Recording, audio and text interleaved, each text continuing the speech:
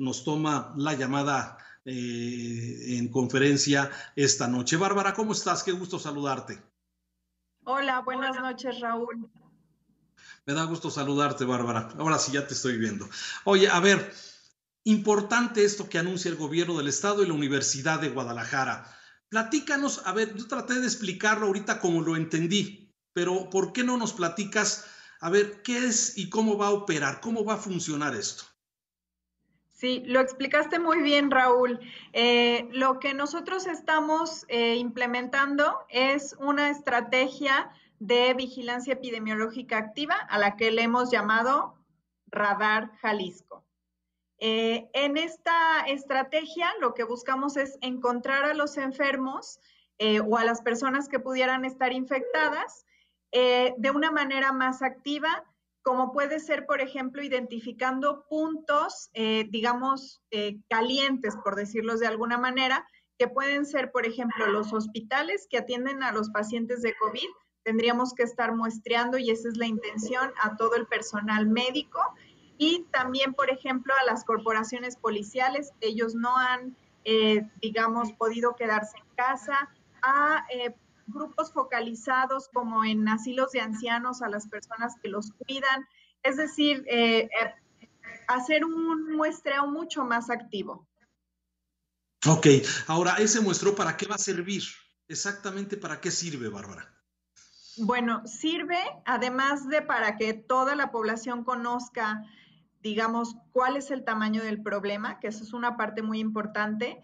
Sirve para que nosotros podamos identificar a las personas que ya están infectadas, para aislarlas, atenderlas y que no sigan propagando el virus, porque sí podemos conocer a través de aproximaciones matemáticas cuántas personas pueden estar infectadas, pero lo importante es saber dónde están esas personas, encontrarlas, saber quiénes son y aislarlas de inmediato para que no sigan esparciendo el virus. Y esto nos va a permitir lo que tantos expertos han dicho en el mundo, que es aplanar la curva.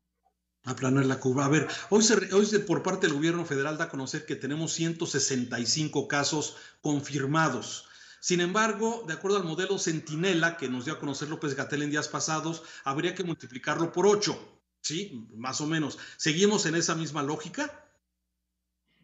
Nosotros lo que creemos es que es muy importante esta aproximación, ¿sí? Seguramente sí tenemos esa cantidad de casos sin identificar, pero ¿de qué nos sirve saber que hay otros 8 casos por cada caso identificado si no lo conocemos, si no sabemos en dónde está y si no podemos tomar acciones para aislarlo? Decía el día de ayer una doctora que dio, digamos, un recuento de cómo han sucedido las cosas en Italia y la experiencia que ellos ya han tenido, que ha sido uno de los lugares del mundo más golpeados, que el 30% de las personas que contagian a los demás son asintomáticos. Entonces, tenemos que encontrar a esos asintomáticos porque ellos son un factor de propagación del virus.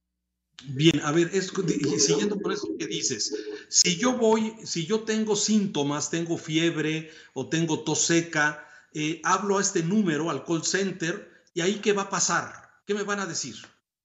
Ahí le van a hacer un cuestionario a la persona que llame, un cuestionario para identificar si ha tenido factores de riesgo y para, en su caso, programar la cita.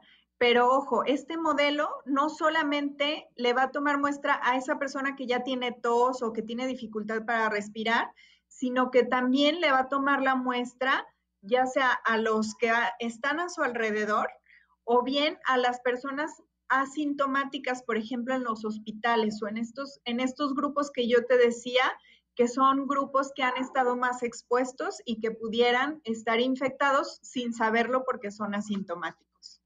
Bien, entonces no es exactamente abierto al público. No, si yo se me ocurre, yo nada más para quitarme la duda, si yo ya estoy contagiado o no va a operar conmigo, no va a funcionar.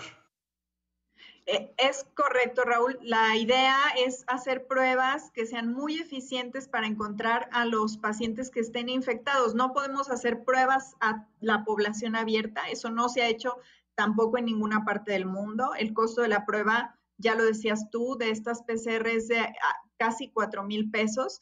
Entonces, no podemos tampoco estar haciendo pruebas a la población abierta porque además le estamos quitando la oportunidad a alguien que sí tuvo un factor de riesgo y que es probable que esté infectado. Ok, ahora también se anuncia, Bárbara, que Jalisco va a llevar su propia contabilidad. A ver, esto puede ser complejo para muchos entenderlo. O sea, el gobierno federal nos da todas las noches a las 7 de la noche un corte, ¿sí? Pero Jalisco va a llevar su propia contabilidad ahora. ¿Eso como para qué o como para qué va a servir? Sí, bueno, hay que explicar un poco cómo se forma este corte que hace la federación. La federación toma los datos de los laboratorios estatales de salud pública y estos laboratorios le reportan y es lo que la federación reporta a las 7 de la noche. A partir del 1 de abril, la federación, a través del INDRE, que es su Instituto de Diagnóstico y Referencia, ha autorizado a más laboratorios. En el caso de Jalisco, a la Unidad de Patología Clínica, que es un laboratorio privado, y ahora también a 2 laboratorios de la Universidad de Guadalajara y a un laboratorio del Hospital Civil. Estos laboratorios, salvo el del Hospital Civil, que correrá la misma suerte del laboratorio público estatal, es decir, esos datos sí van a ir directo a la federación, pero los otros 2 laboratorios de la UDG y el laboratorio de la Unidad de Patología Clínica, aunque sus resultados son válidos para la federación no los considera para su reporte. Entonces, a nosotros nos parece importante que la población sí conozca la totalidad de los casos que han resultado positivos independientemente de la institución que haya practicado la prueba, porque lo que pasa ahora es que solamente ciertas instituciones públicas son las que reportan a la federación o vaya que la federación toma en cuenta este reporte. Correcto. Bien, ya hablé por teléfono al call center, ya me dijeron, hay 2 modalidades. Que vaya yo con mi automóvil particular a un lugar, que me entiendo que es el CUSH, y por otro lado, que vengan a mi casa a hacerme la muestra del hisopo en la nariz. ¿Esto quién lo decide? ¿Cómo se decide eso, Bárbara? Se decide justamente también en el call center. Si tú eres una persona que estás en una edad de poder moverte, si tus síntomas no son graves, si tienes un vehículo, entonces podrás acudir a que te hagan la prueba en el centro universitario, efectivamente el que está al lado del hospital civil. Si tú tienes alguna discapacidad o vives solo y eres una persona de la tercera edad que no tienes cómo moverte, entonces podrás ser candidato a que vayan a tu casa.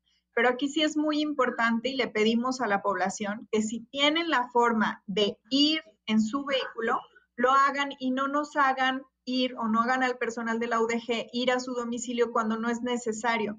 ¿Por qué? Porque cuando estamos en el estacionamiento de este centro universitario, los equipos pueden tomar muchas muestras en serie con un solo traje, solamente cambiándose algunos insumos, pero cuando van a domicilio, cada vez que van a un domicilio, tienen que pues ponerse toda su indumentaria de protección, gastan un traje, se gasta en el recurso humano, en la gasolina, etcétera. Entonces ahí sí pedimos la comprensión de la gente para que solamente en los casos muy necesarios se pueda ir al domicilio.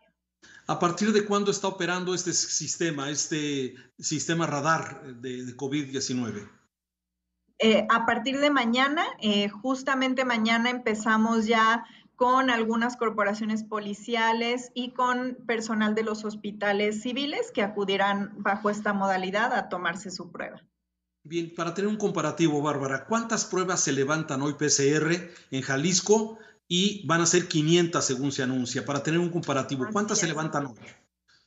El día de hoy tenemos una capacidad máxima en el laboratorio público estatal de 120 pruebas, que además esta ya es una capacidad ampliada porque al inicio de esta pandemia teníamos una capacidad de solamente 60 pruebas. Entonces, se incrementa esta capacidad del laboratorio estatal a 120 pruebas en una primera etapa y esta digamos que es la segunda etapa. Alcanzamos a llegar hasta 500 pruebas. Porque el hospital civil puede hacer alrededor de 90, el centro universitario puede hacer hasta 240, es decir, estamos pensando en un promedio de 500 pruebas al día. Hoy preguntamos en la unidad de patología clínica, este laboratorio particular, y preguntamos si yo podía hacerme un examen de coronavirus y nos dijeron que no había reactivos en este momento. ¿Cuál es la participación de este laboratorio particular? Bueno, los laboratorios particulares ellos mismos compran sus insumos y compran los reactivos de la prueba. He de mencionar que es una prueba muy compleja que requiere de 57 reactivos para poderse hacer esta prueba. En el gobierno del estado de Jalisco estamos cubiertos con 7,000 pruebas y las 5,000 pruebas de la Universidad de Guadalajara. Es verdad que en todo el mundo está escaso algunos de los insumos de la prueba y es probable que eso es lo que le esté pasando a este laboratorio.